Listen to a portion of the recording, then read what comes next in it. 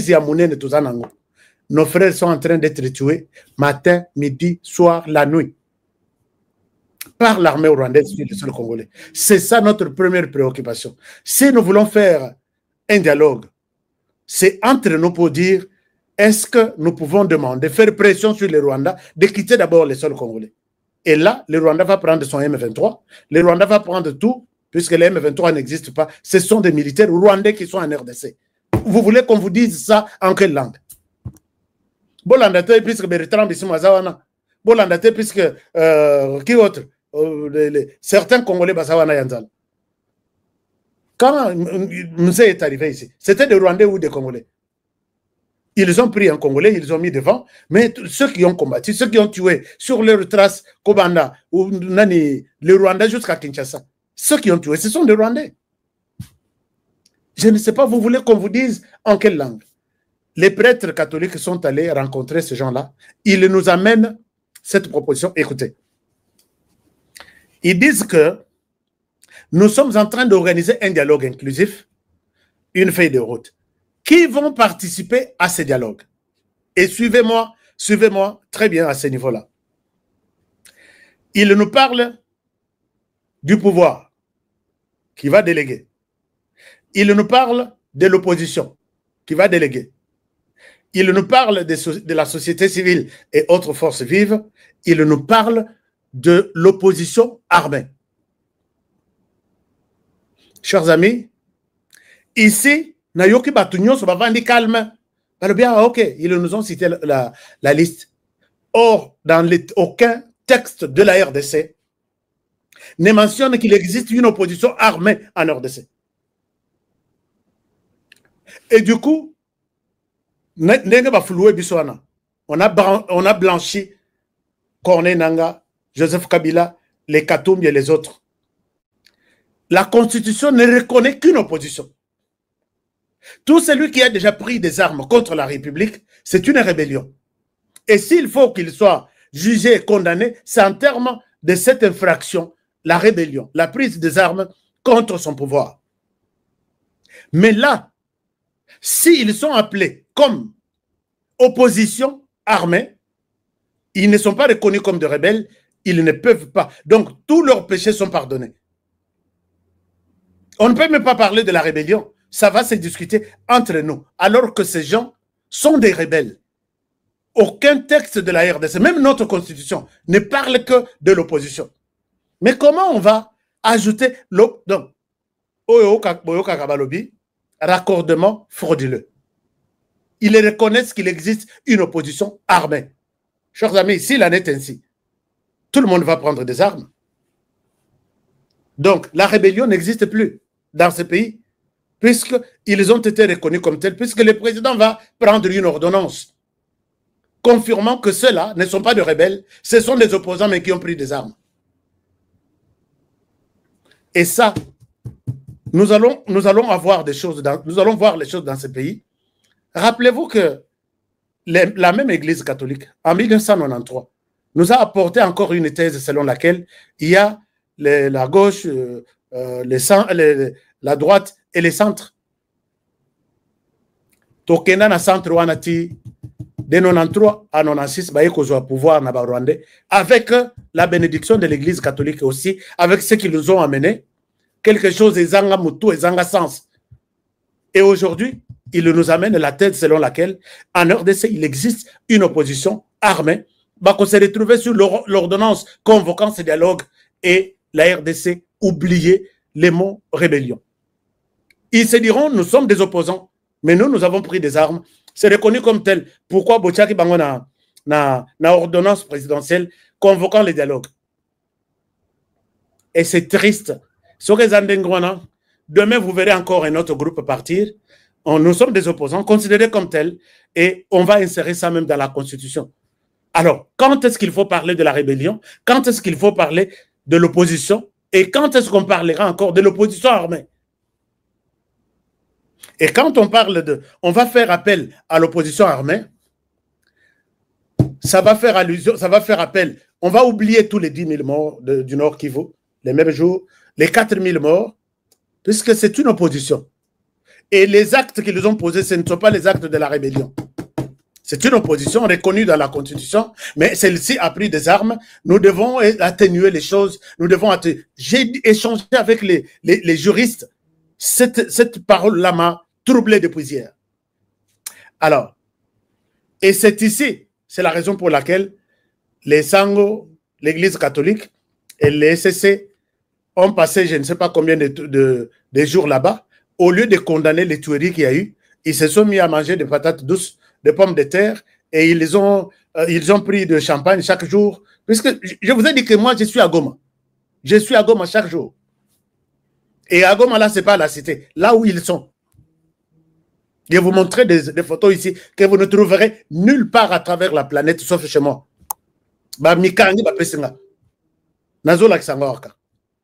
Alors, c'est pour vous dire, chers amis, que l'Église catholique ici, vous allez m'appeler un jour pour honorer, tu as raison. L'Église catholique a cherché comment blanchir Batouana qui ont tué pour éviter la justice.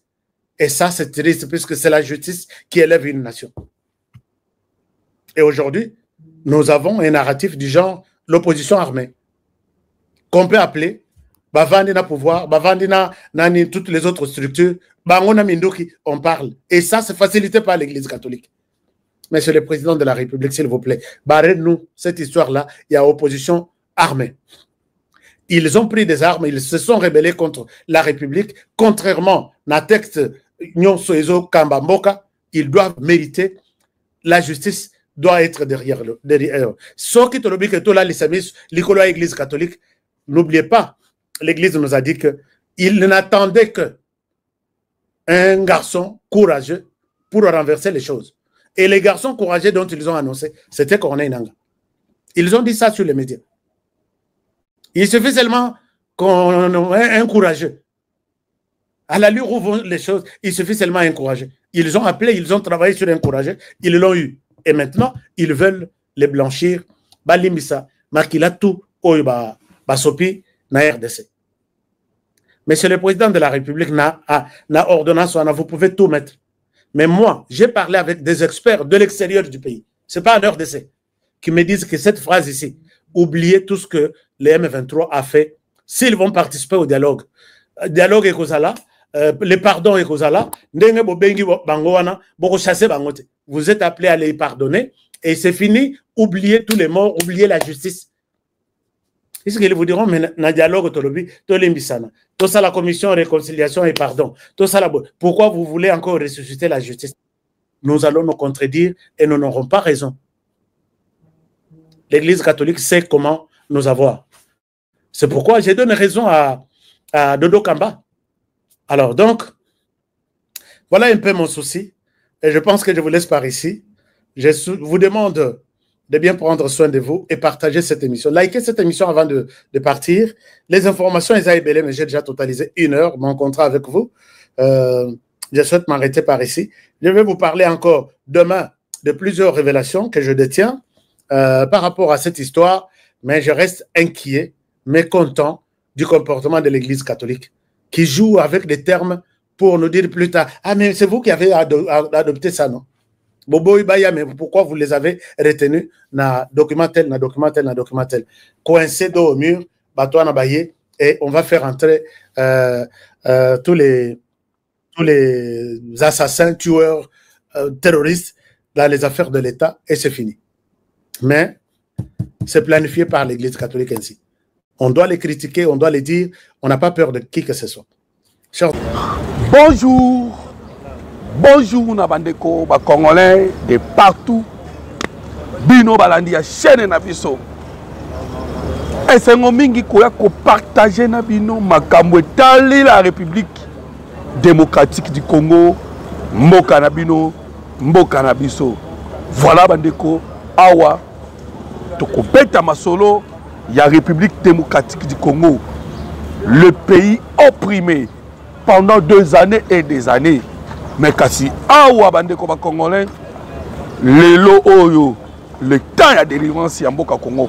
Alors bandeko vous allez na souci ya koluka koyeba la situation ya mboka Congo mboka elalaki ndenge nini elamuki ndenge nini awa tokobeta na bino masolo bandeko okoyeba ndenge troisième téléphone ya Pacifique Massouzou le général est trahirier 13 autres officiers arrêtés awa tokobeta masolo bandeko ba congolais tokosolola awa okoyeba nini yango eleki au juste bandeko.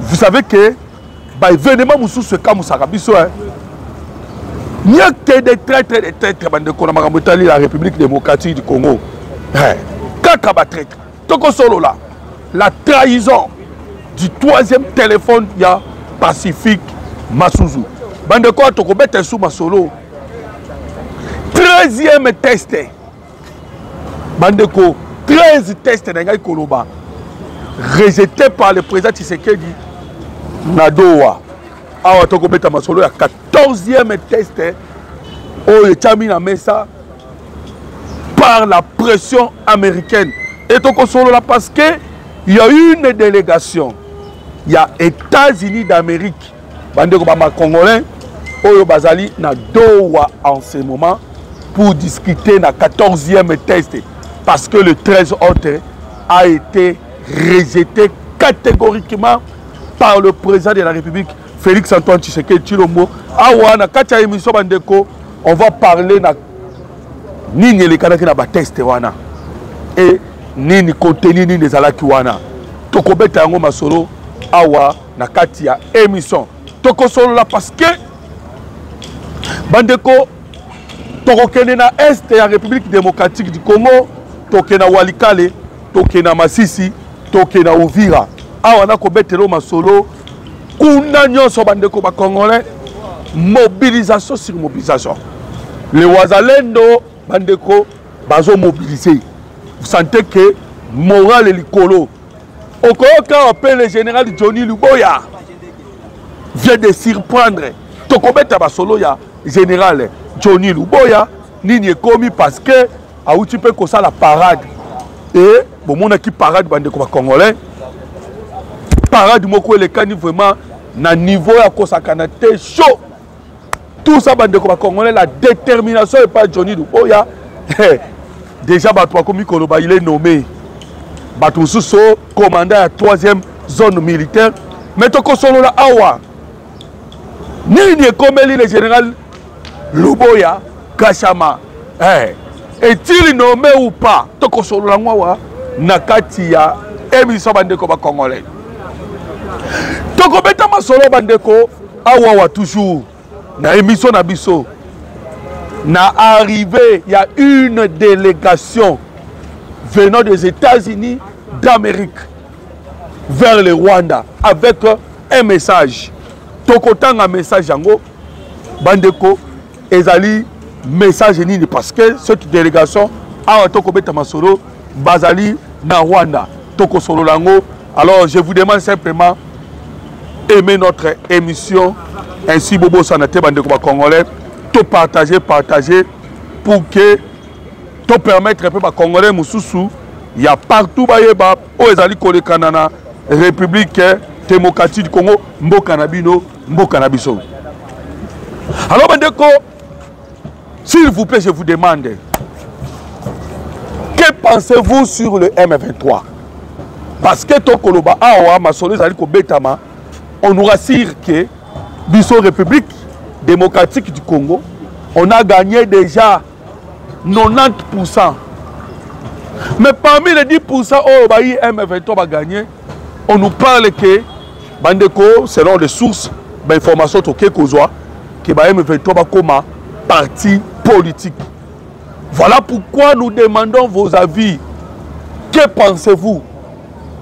Le président ou bien délégation d'Abisso Ezali na Doha doivent-ils accepter que le M23 va comme un parti politique? Alors, tiens, on va commenter. Wana la kati ya l'émission n'a commenté ce qui va M23 va comme parti politique ou pas. Tous les que c'est là-bas commentaire na bino awa bandeko congolais. Voilà. kaka ndenga uti koyoka ngai. Le président Tshisekedi toujours la position à non. Non, non et non. 13 fois. Pourquoi 13 fois? Parce que les M23 na coach na bango Paul Kagame. Ce qui a poussé les lotos à Masolo. Il y a un envoyé spécial venant des États-Unis d'Amérique vers le Rwanda. C'est parce que à Otokoloba, la guerre se prépare. Cette fois-ci, Nandenga Kusakanate. Pourquoi? Parce que le Rwandais a Otokobeta sur le terrain. Oyo Bazwana Combo ya M23. Le gouvernement congolais, sachant que ce ne sont pas les Congolais, ce sont des Rwandais. Oyo Bazali Sekrana. Gouvernement congolais le non. Ils sont allés même demander que Bango basa la protection. Il y a Minembwe. Bazo ba soldat na Bango bacha na Minembwe.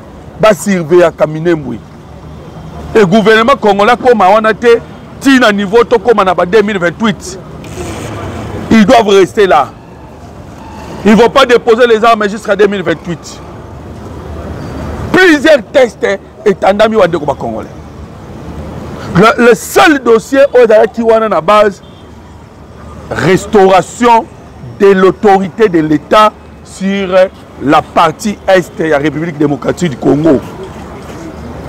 Et le gouvernement Lobino, c'est ainsi que Bauchi Koloka Makambo et Uchi Koleka la lobby. Na niveau à Qatar, Benga Kina Kenya, Kenya pe ayaki par rapport à Masolo Ozali Kolekana na Doha. Tu sais que d'abino. Coincé Paul Kagame baza sous le lot au la mesate. Tellement ils sont coincés. Baye kosenga lisusu l'amnistie. Voilà encore deuxième question bande ko ba congolais. Parce que là aussi le président Tshisekedi a dit non. Pensez-vous que au nom de la paix, Tony Mananu, les M23 AFC Bazwa amnistie? Ça aussi c'est une question. Parce que kuna ba komi kosenga amnistie. Paul Kagame azana posa a sauver Sultan Makenga. Kagame azana posa a zoa Bisimwa. Nanga et des autres. Bape Sabango amnistie. Alors voilà les points où ils allaient couper ça va troubler à Watokoroba au niveau de Doha. Et c'est même qui très décisif. Tombe Takina Bino Masolo, ça qui bino bien que les États-Unis d'Amérique pour Nabango, c'est le 13 novembre ou rien.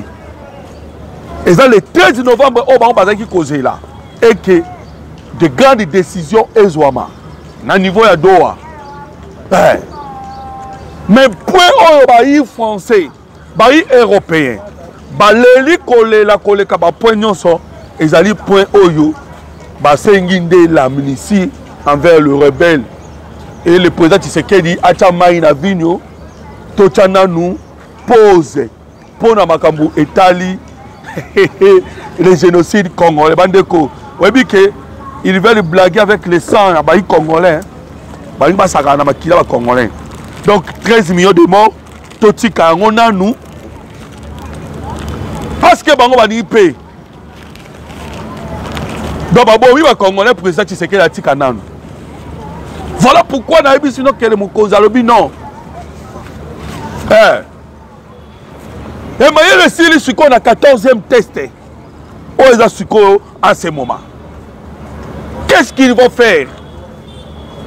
Et en même temps, Pekoto est auto-mobilisé.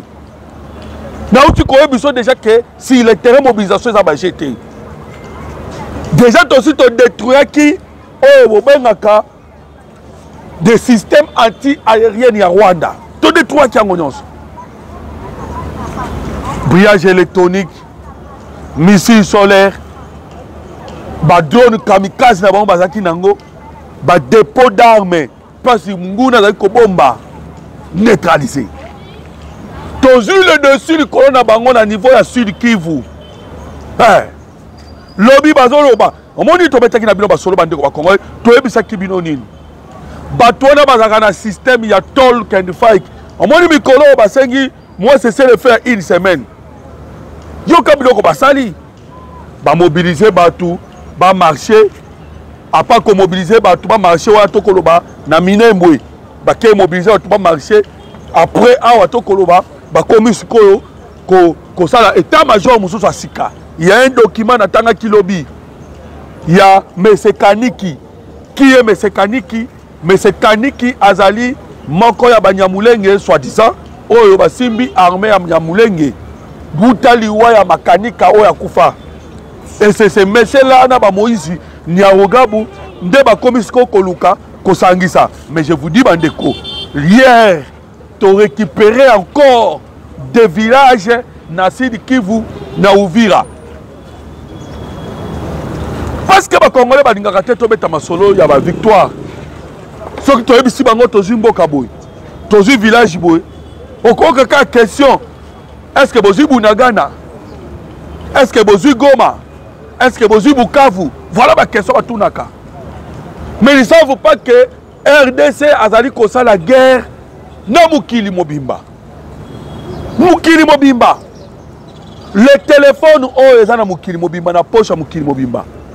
Et Mboka Congo azali na production ya coltan 70%. Vous imaginez 70% ya coltan oyo biso tosalelaka oyo basalelaka ngo ba téléphone Mukili Mobimba et uta na SARDC. Et okoyoka Israël même abombe tos. Pourquoi? Parce que ba Israélite ou bientôt le ba Israël basala eye lisu oza na téléphone. Mais jamais n'entend où azobeta tolo na yango. Alobi que non. Lisu oyo comment on a eza na poche ya Mukili Mobimba, c'est-à-dire Israël a na poche ya Mukili Mobimba. Donc biso pe Congo to na poche ya Mukili Mobimba. Pourquoi? Parce que pour que bino Israël bossa la lisu, vous avez boaki koluka le coltan congolais. Boaki koluka coltan na Congo. Nous avons minéré facilement. L'obia wa minéré mususu eutaki kobima. Germanium. Aux États-Unis d'Amérique, on me dit pourquoi. Aujourd'hui, ce qu'on dit Trump a belli l'iboma ya pambate. Bandeko. So tolobi o Tshisekedi, mususu comment le babi so jalelo. Vous voyez que Germanium est dans 3 pays dans le monde. Russie, Chine, la République démocratique du Congo. Et Tshisekedi d'abord Germanium ebima. Tshisekedi d'abord Germanium ebima. Tout transformant au Congo. Vous imaginez? Alors, ce qui moutabongo a kosala makaba malamu. Pourquoi les Congolais balingi tolo bayangote? Alors, on a commis terminé ma solo bandeko ba Congolais. Je vous dis que le président de la République a rejeté 17 nangala bosani kutu 13 tests au bâtiment na mesa pour que ezala signé. Il a rejeté cela catégoriquement. Au moins jusqu'au moment la makambo. Ils ont eu entre la RDC et le Rwanda. Parce que l'accord entre la République démocratique du Congo et le Rwanda, ils ont déjà signé. L'accord Otokobenga, Otozobi sur les cadres d'intégration économique. L'accord économique. Il y a un président dans mais ça a un problème pour Tolobaki pour que signature. Il y a un accord économique. Et ça, il faut d'abord tout le monde a l'application. C'est-à-dire les retraits des militaires rwandais dans le sol congolais. Donc le problème est dans la rébellion. Et la rébellion, on a soutien à la multinationale. On a besoin de Paul Kagame. Et ces multinationales, on a bande de Congolais, Bazali et Longo Nanani, et Longo na ba chancellerie étrangère, ba France, ba Qatar, ba Rwanda surtout. Et ben il va passer sur la République démocratique du Congo, Pemoko ya Sambla. Hein? Donc Pemoko Boye, Yamouké, ya Bongo Bongo. Voilà pourquoi le nom Yamoko Zamboka. Hey. Une délégation venant des États-Unis d'Amérique. Yokana Tangela yo. Délégation et outil na niveau des États-Unis d'Amérique. Bandeko avec un message pour Paul Kagame. Parce que les États-Unis d'Amérique ont les 13. Wana de Souka. En même temps, les États-Unis d'Amérique ont les 13. Tu sais que du peu se prépare déjà à la guerre. Donc, moto, ils ont coupé là. Et les États-Unis d'Amérique va préférer, va payer sa chance, Yasuka, na, mais c'est Paul Kagame. Voilà pourquoi les États-Unis d'Amérique attendent une délégation. Et à côté de Kagame, Bayebisa Kagame, que le moment ya ngoyo Kagame, Bimisa Basoto na yo, na sol congolais, respecter la résolution 2770. Yoka. Duka Williams, Paola White, Jennifer Kor, Baza Banani, ce sont surtout Bazali, il y a Madame Otokobenga Paola White, conseillère principale dans le bureau de la foi, il y a Maison Blanche. Et il y a M. Jennifer Korn. Jennifer Korn Azali Nani, il est Azali directrice dans le bureau de la foi. Et puis du camp Williams. Tous, Bayaki et pas Paul Kagame. Kouta et pas Donald Trump. Konsolana Donald Trump. Pour donner la toute dernière avertissement. Et pas il y a M. Paul Kagame. Bayabisi Kagame Nini. Bandeko, il y a un conflit déjà à niveau il y a Rwanda. Toi, ça va bandeko ba Congolais que Paul Kagame avant d'aller courir Mbabola ya moto. Kagame avant d'aller courir Mbabola ya moto. Il y a un conflit déjà dans minute Choto Kobeta Masolo na Rwanda. Paul Kagame tellement qu'il a peur. Aouti kotinda ba officier Outou. Tindi ki bango surtout na retraite. Tellement Kagame akobanga, Kagame aouti kokanga 4000 églises. Et boyebi que le soutien Mokozamboka et Outaka na Georgie. Vous savez que na Georgie va voter même une résolution pour imposer na M. Donald Trump sur le soutien ya Mokozamboka, Félix Antoine Tshisekedi Tshilombo ainsi que à la République démocratique du Congo. Et Georgie ne va voter qu'à Donald Trump à 100%. Et ce pasteur au moment où il n'y a pas Paul Kagame. La majorité va passer à la Georgie. Même Kagame message. Si Paul Kagame appliquer la résolution 2773, permettre la paix et contre la République démocratique du Congo. Retirer les soldats. Retirer les R23. Et ndenge na uti koyebisa yo ezali dernière chance oyo bapesi na Paul Kagame oyebi bien baaméricain nde bazalaka bandeko vous connaissez bien ntango baprometaki Iran parce que awa na kobeta lisolo ekomi sikoyo genre ya conflit oyo ezali kokende na genre ya conflit religieuse na conflit religieuse baje ezalaka te. Trump déjà c'est un pentecôtiste azo déjà positionnement na ye. Et Paul Kagame azali auto bengaka ba occultiste. Secte moko na ba Emmanuel Macron. Ba o lelo o ba vandisi maele na bango na kati ya molili. Et vous sentez même monsieur Tobete ki na bino masodo na kombo ambassade Boulos. Oui que ambassade Boulos déjà ça écarté. Mais tellement qu'il y a relation ya bokilo na Donald Trump. Boulos azana auto kobenga ba faire na ye na niveau ya Nigeria. Et na Nigeria, les États-Unis d'Amérique sont déjà prêts à sanctionner Nigeria. Pourquoi? Parce que Nigeria azali na COP a commis koluka baluka ba la menace avec le chrétien. Et même système yango déjà na niveau ya Rwanda. Au Rwanda ba koluka ndenge nini ba clouer ba chrétien par Paul Kagame. 4000 églises déjà menacées. Voilà pourquoi recevoir message ou dans la Maison Blanche pour le Kolobela, la liberté de la religion, la liberté de la foi, et puis la fin de la guerre. Bandeko, pour Donald Trump, hein, je vous avais dit cela dans l'émission Les Kanaki. Pour Trump, déjà, pour la guerre, c'est si là. Guerre, c'est si là. J'ai mis fin à la guerre entre la République démocratique du Congo et le Rwanda. Ayebisaka beaucoup plus de multinationales. Oyo bayaka na ba pillage. Ayebisaka bango botika. Awa, le problème est que tout celui qui veut recevoir le minerai au niveau de l'Est de la République démocratique du Congo doit passer par la République et Yango Esengele Salama officiellement. Donc, makambo bango bazali kosala ya kuku Trump alingi yango te. Trump alingi so makambo kuku te. Rien qu'officiellement. Voilà maintenant cette pression américaine.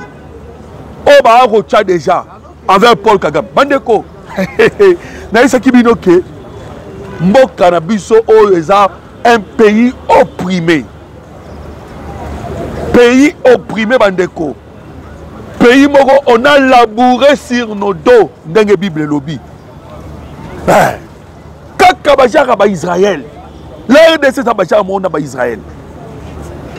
Ndenge mona ki Israël soufaki jusqu'au point que baki kotia koboma 7 millions de juifs, 7 millions bakufa. Et nous on a payé prix qu'on les kakutu ba juifs. Nous aujourd'hui to commis à 15 millions de morts. Mais pas d'Israël ba commis à 7 millions.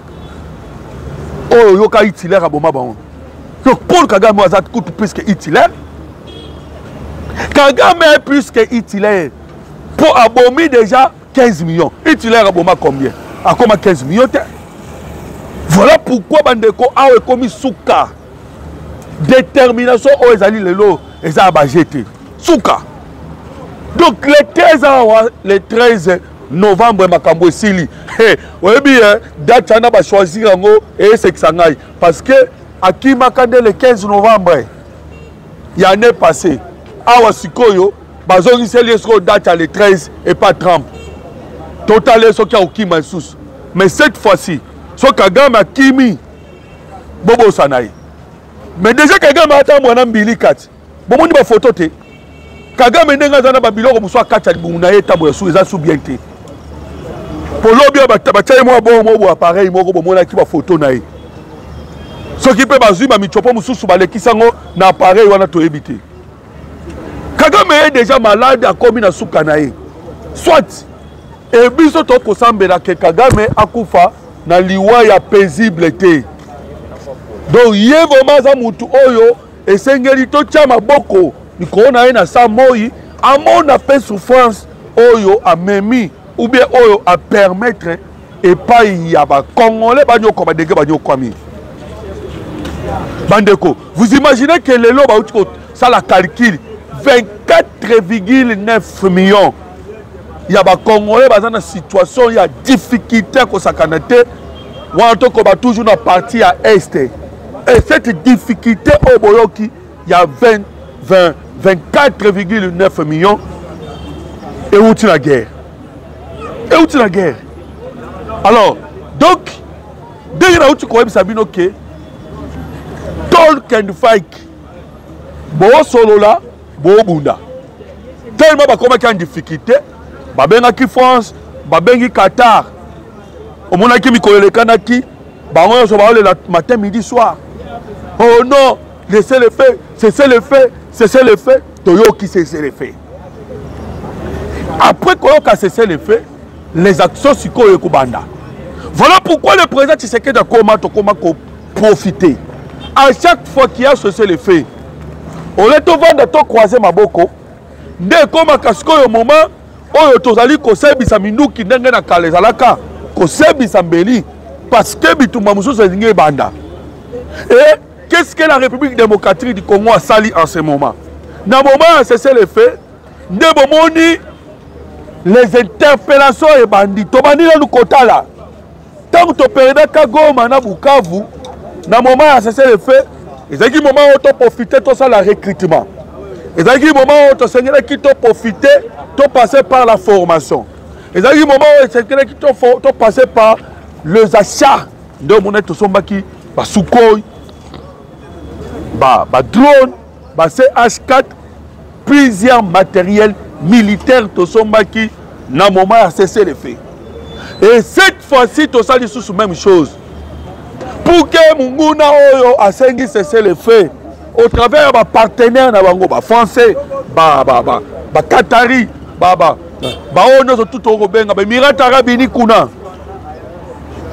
tellement qui cessait les faits, pour Mokonzamboka, la pression était vraiment à ma casse.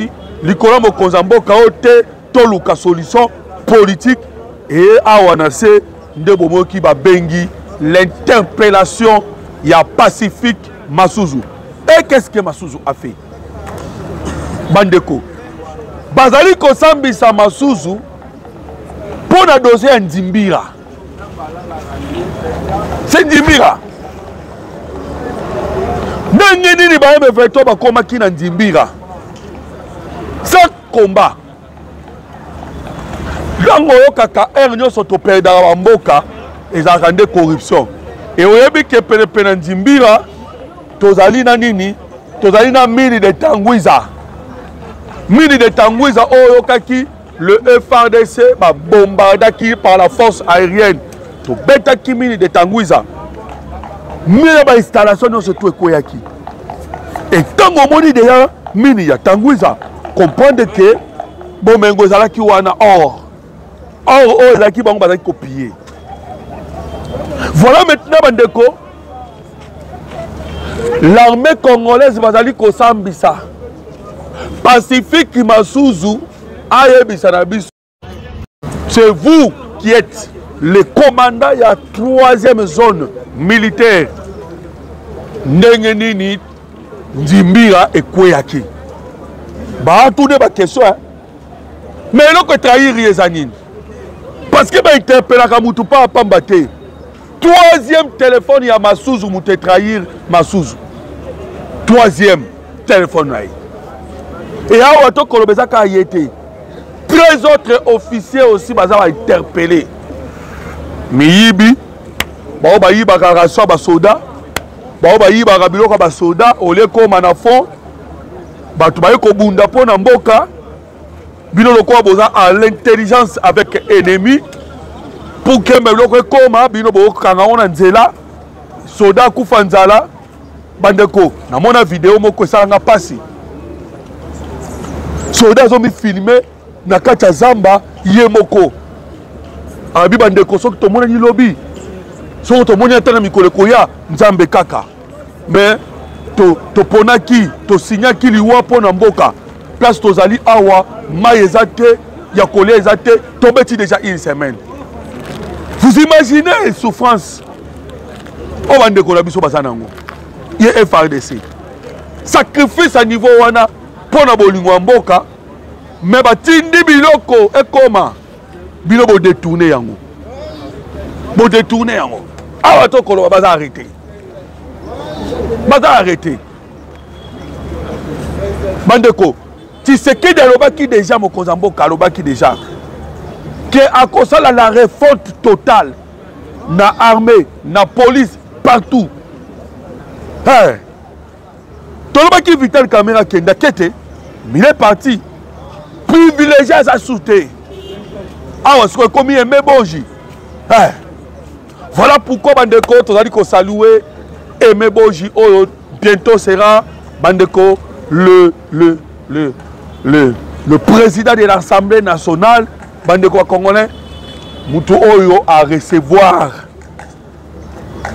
la confiance à Mokonzamboka pour que aille servir la République démocratique du Congo. Alors bandeko congolais, le général Pacifique Massouzou va interpeller qui est 3e téléphone au trahir et bimisi makambo ebele. Alors, si quand on le bana conditionnel, pourquoi? Parce que nous basisi beaucoup interpellé.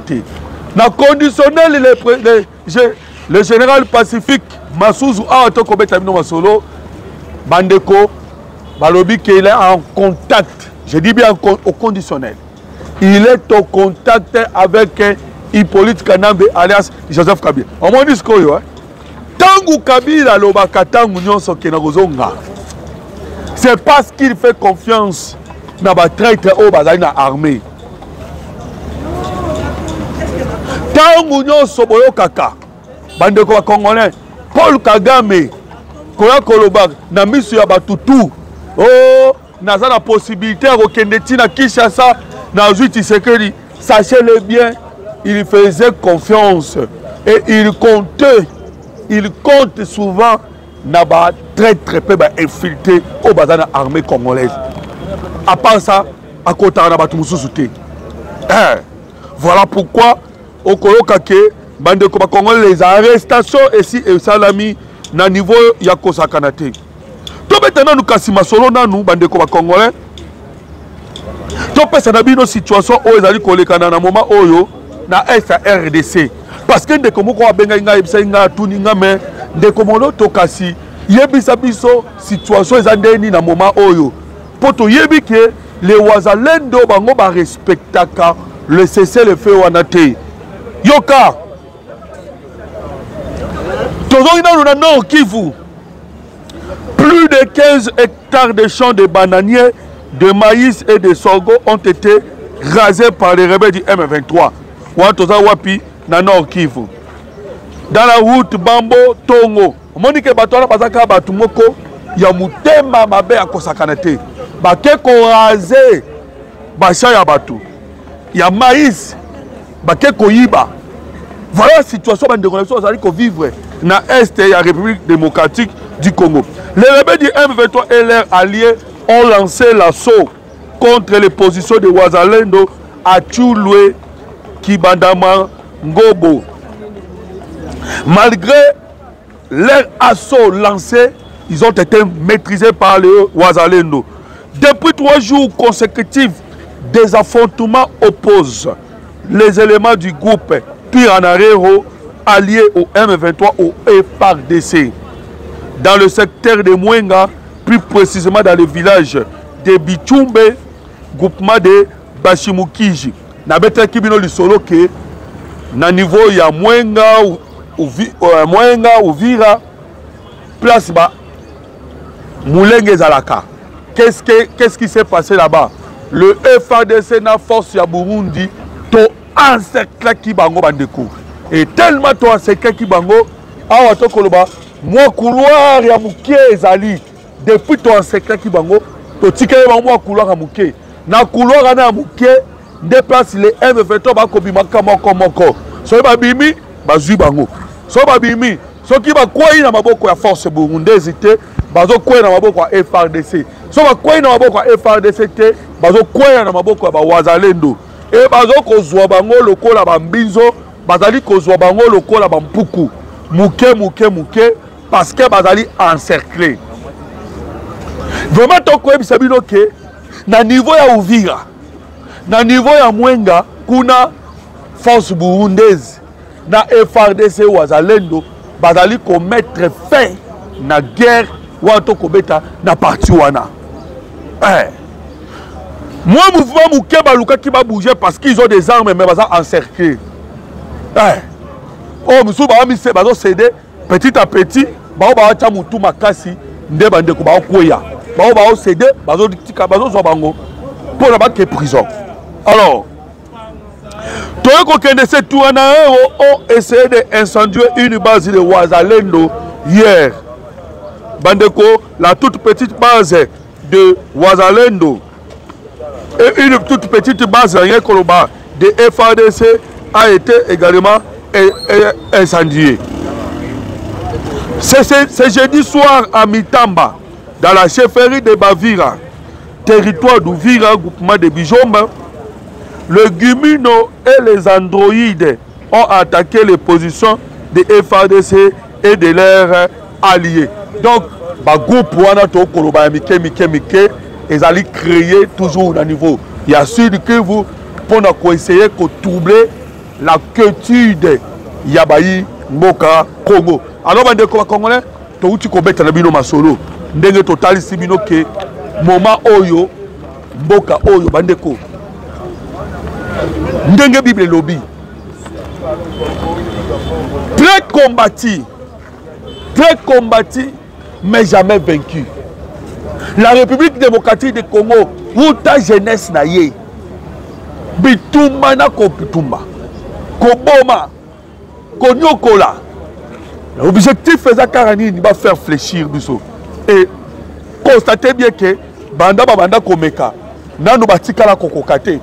Pourquoi? Parce que il y a la détermination, il y a peuple puissant.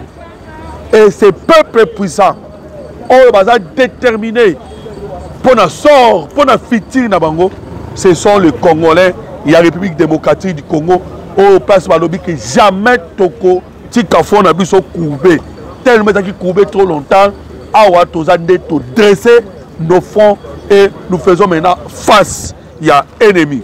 Alors Paul Kagame n'a que le choix et Sengeli a choisi awa toko beta masolo. Kagame a choisi les 13 Ouezali Koya. Soka Boyi Koyoka, la toute dernière avertissement.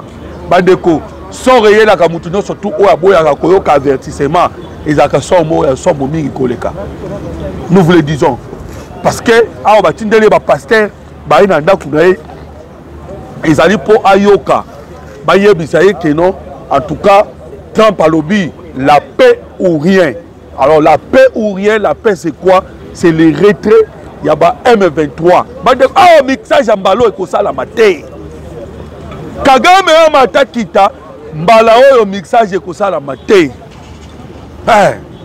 Ce qui mixage c'est ça qui est salama. Le peut-être c'est que y a Kandima, même attend 12e, 11e, 13e test. Mais au moment quand on commis à 14e test.